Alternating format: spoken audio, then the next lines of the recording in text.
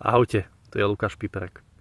Ja som si včera s klientom položil otázku a fakt by ma zaujímalo, ako by ste na ňu odpovedali vy. Ako by ste trojročnému dieťaťu vysvetlili slovo problém? A ja teraz nemyslím nejaký popis konkrétnej situácie, ale čo to vlastne to slovo znamená? Kam vlastne poukazuje? Pretože ja keď som sa pozrel a ako keby som to slovo rozbalil ako nejakú škatulku, že čo v nej nájdem, tak bola prázdna. Problém vlastne nepomenováva nič konkrétne. Že je to niečo, čo je vymyslené. A nemyslím tým to, čo možno častokrát zvykneme počúvať, že nepozerajme sa na to ako na problém, ale ako na výzvu. Je to ako keď ľudia stoja okolo slona a každý drží nejakú inú časť jeho tela a tým pádom každý ho popisuje ako inú vec. Nie, ja poukazujem na to, že tam v prvom rade žiadny slon nie je. Že v prvom rade tam žiadny problém nie je. Čo teda je pozvánka k vášmu vlastnému objavovaniu. Ale je zaujímavé to, že ak by to bola pravda,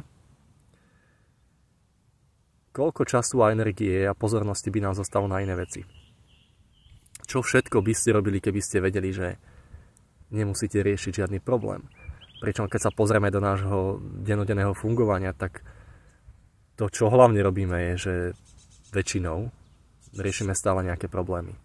A hovoríme si, že keď už všetky budú vyriešené, tak potom už budem v pohode. Keď už vyrieším všetky problémy, tak konečne mi bude dobre. Ale ak problém je niečo, čo v skutočnosti neexistuje,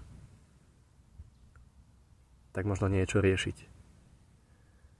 A tým pádom jediné, čo nám ostáva, je naozaj užívať si život taký, ako je. Čiže nehovorím, že nie sú situácie, na ktoré tento organizmus potrebuje reagovať a organizmus každého z vás. Ale to, že niečo potrebujem problém, tak v tom momente to ako keby nejak sťažkne, zrazu je ten život ťažký, keď niečo označím ako problém, alebo keď seba označím ako problém. A v podstate vytváram niečo, čo neexistuje.